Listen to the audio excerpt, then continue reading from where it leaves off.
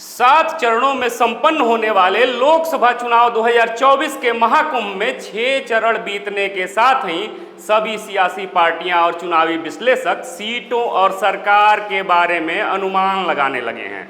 एक तरफ पीएम नरेंद्र मोदी ने 400 पार का नारा दिया है, तो वहीं 5वें चरण तक भाजपा के चाणक्य गृह मंत्री अमित शाह को एनडीए के खाते में केवल 310 सीटें ही आती दिख रही हैं। दूसरी तरफ विपक्षी गठबंधन भी मोदी की विदाई की बाट बेसब्री से देख रहा है। इन सब के बीच चुनावी विश्लेषकों की राय भी सियासी दलों के दावे से मेल नहीं खा रही। ऐसे में लोकसभा चुनाव के परिणाम को लेकर कांग्रेस, बीजेपी समेत सभी दलों के अपने अपने आकलन और दावे भी देखे जा रहे हैं। वहीं एक बड़ी आबादी का यह भी मानना है कि चुनाव 7वें चरण अर्थात आखिरी चरण के आखिरी वोट तक रोमांचक रूप में दिखेगा। तो आइए डालते हैं एक नजर छठे चरण की वोटिंग समाप्ति के बाद देश की राजनीतिक माहौल पर। आखिर यह चुनावी महासमर अपने किस राजनीतिक रंग में है, कौन सी बुलंदियों पर है।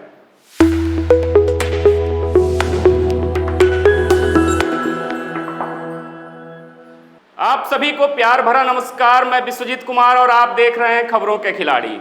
बता दें कि देश में लोकसभा चुनाव के 6 चरण पूरे हो चुके हैं और अब सिर्फ एक चरण बाकी है जो 1 जून को संपन्न होगा। इस बीच हर दल अपने अपने हिसाब से चुनाव परिणाम का न सिर्फ आकलन कर रहे हैं बल्कि पुख्ता तरीके से दावे भी कर रहे हैं कि किसे कितनी सीटें इस बार मिल रही हैं। हालांकि ऐसा पहली बार नहीं हो रहा, प्रत्येक चुनाव में ऐसी ही कुछ स्थिति देखने को मिलती है, लेकिन शायद ही कोई राजनीतिक दल ऐसा होगा जिसका अनुमान वास्तविकता से कभी मेल खाया हो। प्रत्येक पार्टियां या गठबंधन अपनी अपनी सीटें इस तरह बढ़ाकर बताती हैं जैसे उन्होंने ईवीएम को ही हैक कर लिया हो। ईवीएम हैक करने की बात हम इसलिए कर रहे हैं क्योंकि ईवीएम खुले बगैर वोटों या सीटों की गिनती करना संभव ही नहीं है। तो ऐसी स्थिति में सीटों का आकलन करना कल्पना मात्र के सिवा बेहद हास्यास्पद भी जान पड़ता है। बता दें कि केंद्रीय गृह मंत्री और भाजपा के चाणक्य अमित शाह का दावा है कि छठे चरण तक भाजपा और एनडीए को 340 प्लस सीटें जो हैं मिल चुकी हैं।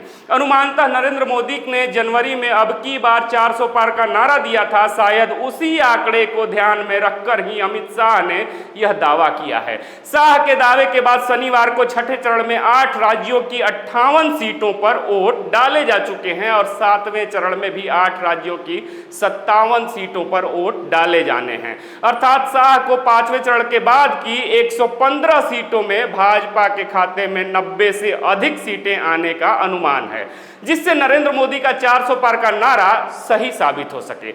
लेकिन वास्तविकता तो यह है कि इस तरह का आकलन बताने से पहले हम बता दें कि भाजपा समर्थकों में उत्साह जरूर बढ़ेगा, लेकिन सच्चाई से इसका कोई लेना देना ही नहीं है। बहरहाल सिर्फ भाजपा ही नहीं बल्कि विपक्षी गठबंधन इंडिया में शामिल दलों के नेताओं के अनुमान भी कुछ इसी प्रकार के आ रहे हैं। विपक्षी गठबंधन के नेता तो पहले चरण से ही भाजपा का सुपड़ा साफ होता हुआ बता रहे हैं और पीएम मोदी के विदाई का जश्न भी मनाने लगे हैं। कांग्रेस के राष्ट्रीय अध्यक्ष मल्लिकार्जुन खड़गे कहते हैं कि नरेंद्र मोदी के 400 पार के नारे का कोई तार्किक आधार ही नहीं है, क्योंकि दक्षिण के राज्यों में भाजपा का कोई नाम लेने वाला ही नहीं है और देश के बाकी हिस्सों में मोदी सरकार को लेकर जनता में आक्रोश है, जिसका लाभ इंडिया गठबंधन को मिलना तय है। उनका दावा है कि विपक्षी गठबंधन को 300 से अधिक सीटें मिलने जा रही हैं और मोदी की विदाई जनता ने तय कर दी है। इसके अलावा कांग्रेस में 2 बार पीएम फेस बनाकर आजमाए जा चुके राहुल गांधी ने झारखंड की एक रैली में कहा था कि भाजपा को इस बार केवल 150 या इससे कम सीटें ही मिलने जा रही हैं। हालांकि इंडिया गठबंधन में शामिल अरविंद केजरीवाल का अनुमान राहुल गांधी से मेल नहीं खाता। केजरीवाल बताते हैं कि मोदी के नेतृत्व में लड़े जा रहे चुनाव में एनडीए को 220 से 230 सीटें ही मिलने जा रही हैं। केजरीवाल सट्टा बाजार की सूचनाओं के आधार पर मानते हुए यह कहते हैं कि इस बार मोदी की सरकार नहीं बनने जा रही। वैसे केजरीवाल अपने ही गठबंधन के बड़े नेता राहुल गांधी के अनुमान से 70 से 80 अधिक सीटें एनडीए के खाते में दे रहे हैं। वैसे ही समाजवादी पार्टी के नेता और यूपी के पूर्व मुख्यमंत्री अखिलेश यादव का अनुमान है कि भाजपा को इस बार 143 से अधिक सीटें नहीं मिलने वाली हैं। अखिलेश यादव का यह भी दावा है कि देश की 140 करोड़ जनता इस बार भाजपा को 140 सीटों के लिए भी तरसाने जा रही है। वहीं बंगाल की सीएम और टीएमसी नेता ममता बनर्जी के आकलन का गणित तो और भी अलग है। ममता ने चौथे चरण के मतदान के बाद ही स्पष्ट कह दिया था कि बीजेपी की सीटें 195 से 200 के बीच ही रहेगी।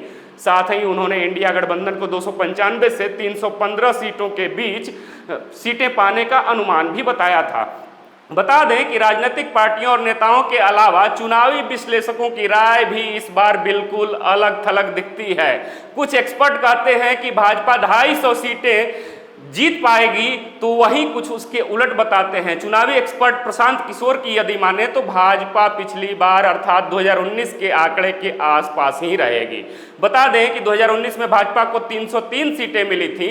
वहीं सीनियर जर्नलिस्ट राजदीप सरदेसाई का मानना है कि यूपी और महाराष्ट्र में कोई बड़ा बदलाव ही पीएम मोदी को तीसरी बार प्रधानमंत्री बनने से रोक सकता है, उनके रास्ते में बाधक बन सकता है, क्योंकि बीजेपी को इस बार भी अपने दम पर बहुमत मिलना मुमकिन है।